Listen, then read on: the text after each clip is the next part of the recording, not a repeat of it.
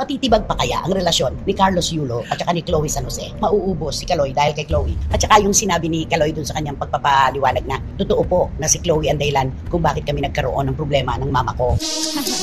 Let's go!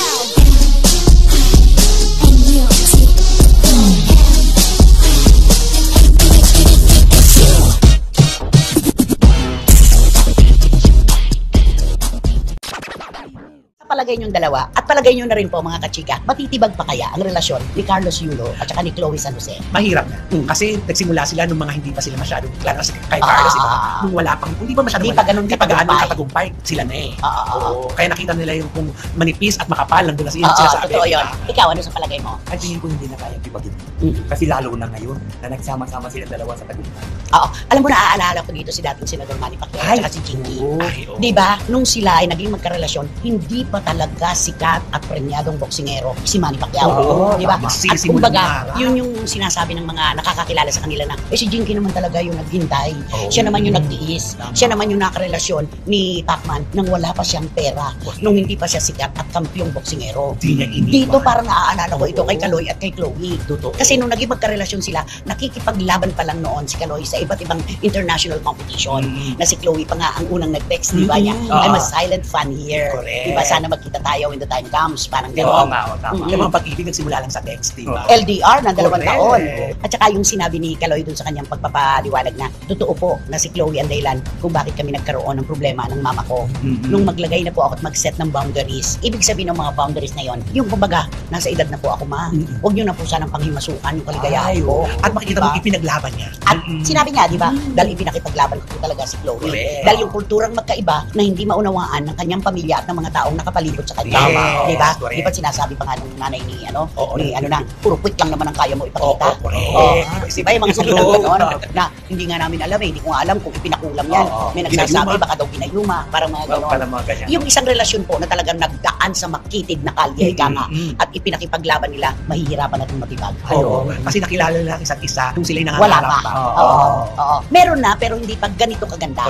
Di ba? Tama. Yun. Ano sa palagay mo? Mag-aartista ba si Chloe? Ay, palagay ko hindi naman siguro. Kasi kung gusto niya mag-artista, yun noon pa eh. Kasi di ba doon sa kanilang bansa, di ba kilala naman Sa Melbourne, Australia. bilang isang vlogger at saka bilang Endorser. Endorser.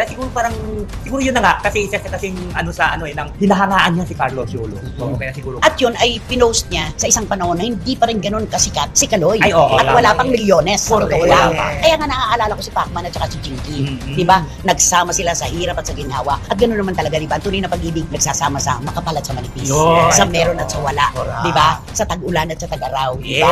Kaya ito din yung nangyari kay Chloe at saka kay Kaloy. Palagay ko, wag naman sanang magkalayo pa. Pero palagay ko kung ito ang pagbabasehan natin, yung laban nila ngayon, forever to.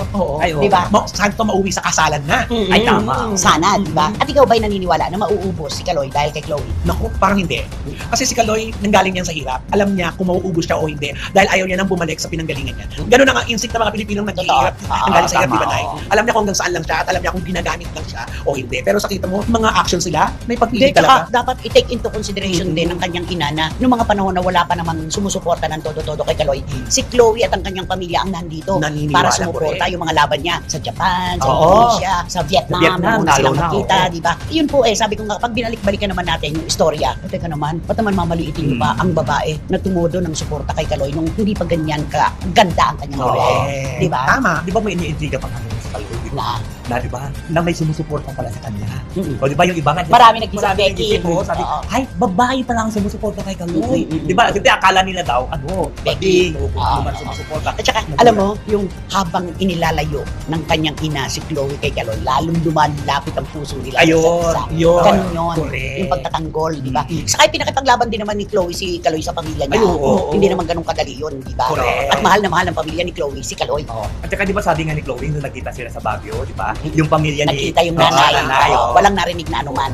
Walang anumang narinig na kahit pa nung mga panahon na yun ay parang sinisiraan na siya. Yung nanay mismo ni Kaloy ang umalis sa kanilang GC. Sa group chat nila. She left the house. She left the group. She left the house. Yun. Mahihirapan na po dun sa mga nagsasabi na, Kaloy, hiwalayan mo na siya para magkasundo na kayo ng pamilya mo. Hindi po nadidiktahan kasi ang puso At saka, sana po maisip din natin na bukod sa kanyang pagpupunyagi, of course, ang tulong ng Panginoon, sa Diyos naman niya iniaalay ang lahat. Meron siyang inspirasyon. Yes. Diba? Totoo. Nandiyan ang kanyang pamilya, pero meron siyang personal na mahal na inspirasyon niyang itinuturing na nagbigay ng mas matinding lakas para makuha niya ang 2 gintong medalya para sa ating bayan. Yun naman. Yun. Siyempre po, alam namin hindi pa rin kayo humihiwalay sa issue tungkol kay Sandro Mulak. Nakita na po natin, nasaksihan na natin ang emosyon ng isang ama na hindi kinaya ang problemang kinakaharap ng kanyang si Sandro. At nandun po ang ating pakikisimpatya sa pamilya. Palagay mo, ano magaganap dito? Total naman, di ba? Nagkaroon na ng investigasyon sa Senado. Tapos, nagsampa na rin sila ng reklamo sa NBI.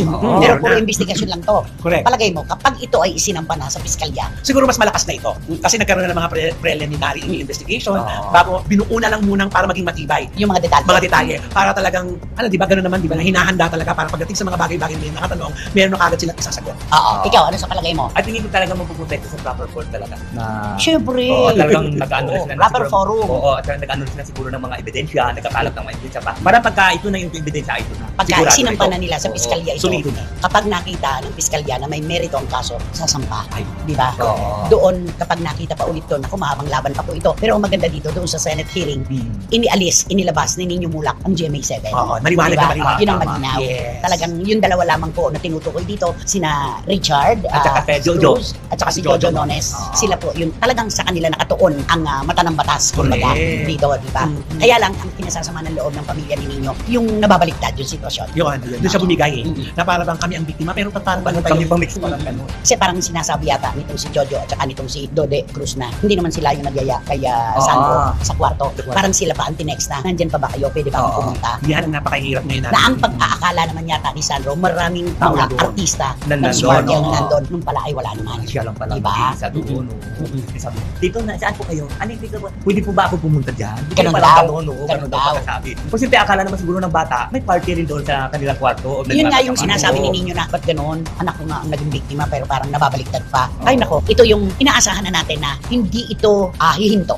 Ubusan kung ubusan ang laban ng mga mulak sa problemang ito. Totoo, mukhang napakahaba pa rito. Kasi talagang nililihim pa sa publiko kung ano-ano ang Request nila Oo, yun. Request nila yun. Sa kabila nun na sa galit at gusto nila makuha ang siya pero pinoprotektahan pa rin nila. Alam mo yun? Oo. Yung kalaban para hindi maano. Nirequest magpwesahan. ngayon sa HR ng GMA7 na kung maaari po yung pag-uusapan natin dito ay huwag lumabas. Oo, Saan ka naman dapat nakakita ng diba? gano'n? Napakaparehas, napakapatas lumaban, di ba? At marami pong nagpapasalamat sa mga senador na nagpakalma kay Nino Mulak nung sila ay magkarap-harap sa Senado. Maraming salamat, Senador Jingoy Estrada, Senador Bong Revilla Jr., and of course, ang tagapamuno, of course, ng Public Information and Mass Media na si Senator Robin Padilla.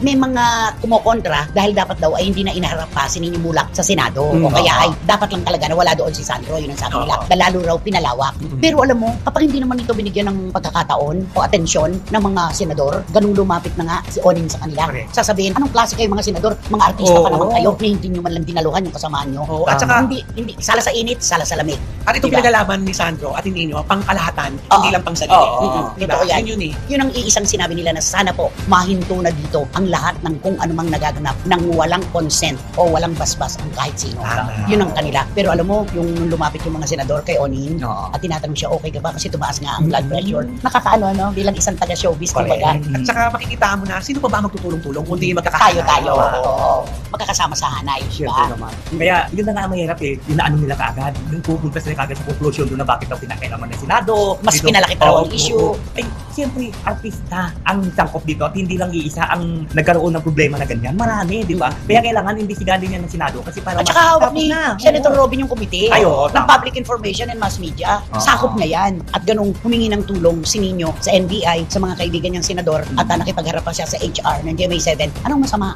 Di ba? Pinapractice niya ang masama karapatan doon. niya. Oo. May kalayaan silang gawin yun. At saka 'di ba, itong mga Senate investigation, 'di ba? Sinasabi nila yung kaya nag-iimbestiga kami kasi para makagawa kami ng batas. 'Di ba? Na ganito. Kaya ito yung mga Senate investigation ng Public Information and Mass Media nito. Dito sila makagawa ng batas para sa entertainment eh. Ito yung Oo. magiging ehemplo. Oo. President ang tawag doon. Ayan. Ito ang magiging president para makagawa sila ng batas. Although of course, ang mga networks naman ay may pinaiiral din na batas nila pagdating sa ganito. At sinabi naman ng GMA na paiiralin nila dito ay isang parehas na pagtutok. Oo. Wala silang kakampihan, wala silang papanigan, wala silang kikilingan. Yun, yung Wala tagline pa. nila.